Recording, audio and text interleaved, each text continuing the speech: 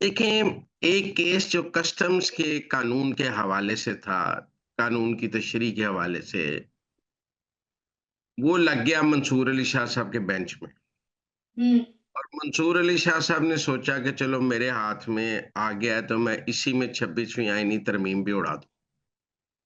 Case उनके पास custom act के बारे में था, तो उन्होंने उसको रंग ऐसा दे दिया कि वो आईनी बेंच और आम बेंच की कि ये मुकदमा उधर सुनेगा या इधर सुनेगा, और इस चक्कर में वो 26वीं आईनी तरमीम को खत्म करने, आईनी बेंच को खत्म करने, और ये कि जी आम बेंच भी आईनी मुकदमात सुन सकता है, केस को इस तरफ ले गए बजाय इसके कि कस्टम एक्ट तक रहते हैं।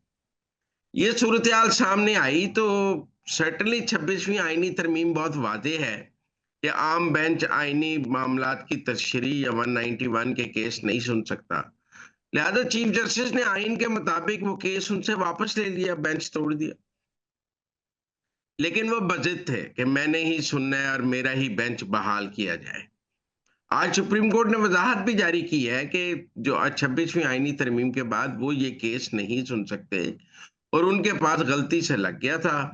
अब ये केस आईनी बेंच में जाएगा। हुँ, लेकिन मंसूर अली शाह साहब का मौक़िफ़ है कि नहीं, चूँकि एक दफ़ा मेरे पास लग गया है, अब मैं इसको सुनूँगा। और मेरे से केस वापस लेना जो है वो अब अदालत की आज़ादी और अदलिया की आज़ादी पर हमला है, और ये वो जो सारा नैरेटिव बनाया जा सकता है। पहली बात तो ये है कि किसी जज का एक ख़ास केस में इतनी दिलचस्पी क्यों? मुझे नहीं समझ आती। हुँ, मतलब अगर 26वीं आईनी तरमीम के खिलाफ मंसूर अली शाह साहब एक फरीक हैं, तो वो फरीक हैं तो वो जाके पिटीशन दायर कर लें। वो बतौर जज ही तो फरीक नहीं हो सकते कि अगर उनकी राय है कि 26वीं आईनी तरमीम गलत है, तो वो बतौर जज उसको गलत करार देना चाहते हैं। बतौर फरीक जाके केस करके कर लें कि मैं चीफ जस्टिस नहीं बन सका 26वीं आईनी तरमीम की वजह से, लिहाजा इसको खत्म किया जाए। लेकिन वो बज़िद हैं कि ये केस मैं सुनूँगा और मैं इसमें ही 26वीं आईनी तरमीम खत्म करूँगा। अब सूरत-ए-हाल ये है कि मंसूर अली शाह साहब को ये समझना चाहिए कि 26वीं आईनी तरमीम के बाद खेल वो हार चुके हैं, और हारने के बाद जो अब वो पसपाई के बाद जो भी करेंगे वो विंडिक्टिवनेस और एक उनकी हारे हुए बंदे की एक इंतकामी कार्रवाई से अलावा कुछ भी नहीं। अब देखिए ना, मंसूर अली शाह साहब ने इस केस में 2 अदालती मुआवन मुकर्रर किए। उनमें हामिद खान साहब हैं। अब देखिए ना, हामिद खान साहब तहरीक-ए-इंसाफ के सेनेटर हैं। हामिद खान साहब 26वीं आईनी तरमीम के खिलाफ हैं, उनकी बिल्कुल राय मौजूद है, प्रेस कॉन्फ्रेंसें हैं, उन्होंने वुकला की धड़ेबंदी भी इकट्ठी करनी चाहिए 26वीं आईनी तरमीम में। तो आपने कोई न्यूट्रल वकील तो अदालती मुआवन नहीं मुकर्रर किया कि आप कहेंगे जी मैंने तो एक न्यूट्रल वकील जो कानूनी राय दे। आपने एक सियासी वकील अपना अदालती मुआवन मुकर्रर किया है जिसकी एक सोच है सियासी जमात के साथ।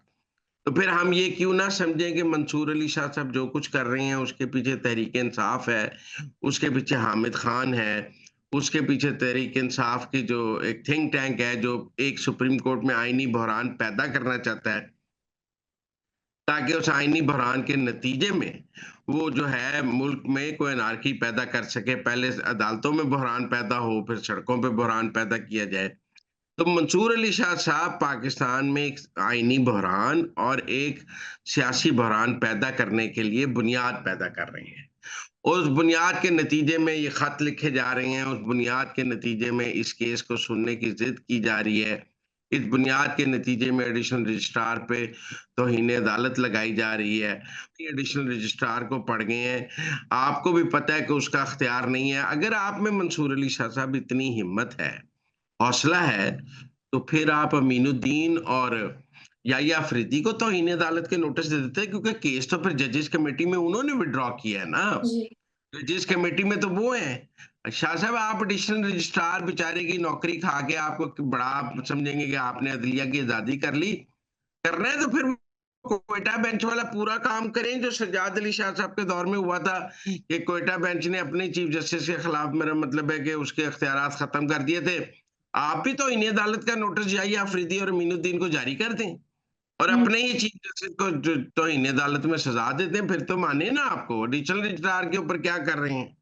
और दूसरी बात ये है कि आज सुप्रीम कोर्ट ने जो वजाहत जारी की है, उसमें तो उन्होंने मंसूर अली शाह साहब को बिल्कुल एक्सपोज करके रख दिया है कि भाई ये मुकदमा आईनी बेंच का है, जाएगा वहां, आपके पास गलती से लग गया है, कोई बात नहीं, वापस वहां चला जाएगा। आप जिद क्यों है कि मैंने ही ये मुकदमा सुनना है, आपका इस मुकदमे में इतना इंटरेस्ट क्यों है?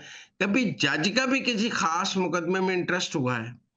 जजेस को नहीं। तो का बारे में तो ये है कि अगर उनको कहा जाए कि अगर उनका किसी खास मुकदमे में कोई खास इंटरेस्ट हो, तो वो मुकदमा नहीं सुनते हैं। और यहाँ मंसूर अली शाह साहब जिस मुकदमे में उनका खास इंटरेस्ट है, वो सुनने की जिद कर रहे हैं कि नहीं, सिर्फ मैंने ही ये मुकदमा सुनना है क्योंकि मेरा इंटरेस्ट है, मैं 26वीं आईनी तरमीम का मुतासरा फरीक हूँ, मेरी चीफ जस्टिस ही मारी गई है, और फिर मैं उसके नतीजे में जो है ना, मैं ही यहाँ पे ये फैसला करूंगा। मतलब कभी मुतासरा फरीक भी खुद जज हो सकता है, आप खुद ही सुनेंगे। हम्म। ये बड़ी अजीब बात है। लोग आज जस्टिस आयशा का भी मजाक उड़ा रहे हैं कि आज वो जजेस कमेटी की बड़ी अहमियत और प्रैक्टिस एंड प्रोसीजर कमेटी में 3 बंदों की राय की बात कर रहे हैं, और प्रैक्टिस एंड प्रोसीजर बिल के खिलाफ फैसले में वोट जस्टिस आयशा ने दिया था कि ये प्रैक्टिस एंड प्रोसीजर कमेटी नहीं होनी चाहिए, अकेला चीफ जस्टिस सारे फैसले करे। आज उनकी राय ये नहीं है कि अकेला चीफ जस्टिस फैसले ना करे, मंसूर अली शाह साहब को बिठाए बगैर तो कोई फैसला हो ही नहीं सकता। इससे ये पता लगता है कि इन जजेस की कोई मुस्तकिल सोच नहीं है। मतलब अगर आज जस्टिस आयशा ये भी वही बात करें जो उन्होंने प्रैक्टिस एंड प्रोसीजर बिल के हवाले से की, कि फैसले में की कि अकेले चीफ जस्टिस को तमाम अख्तियार होना चाहिए, तो आज भी वो ये बात कहें तो हम कहें जी उनकी सोच में बड़ी मुस्तकिल मिजाजी है, वो जो सोच रही हैं आज भी उस पर कायम है। लेकिन वो आज जी। उस पर कायम नहीं है।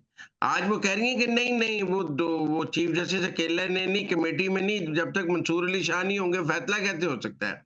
लिहाजा यानी मेरे इट्स ख्याल all about trust. Supreme court में एक आईनी बहरान पैदा करने की कोशिश की जा रही है। इससे पहले भी मंसूर अली शाह साहब ने जुडिशल कमीशन के हवाले से खत लिखे हैं।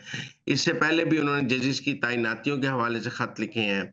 लेकिन याहिया अफरीदी साहब ने बहुत सब्र और तहम्मुल से उनके खतों का जवाब भी दिया है और उनसे तनाज़ा ना पैदा करने की कोशिश की है। लेकिन मेरे ख्याल में अब वो आहिस्ता-आहिस्ता जो है, वो कहते हैं ना कि गिलास भर जाता है, बंदा गिरेबान नूं आ जांदा है, गर्दन नूं हथ पा दिंदा है।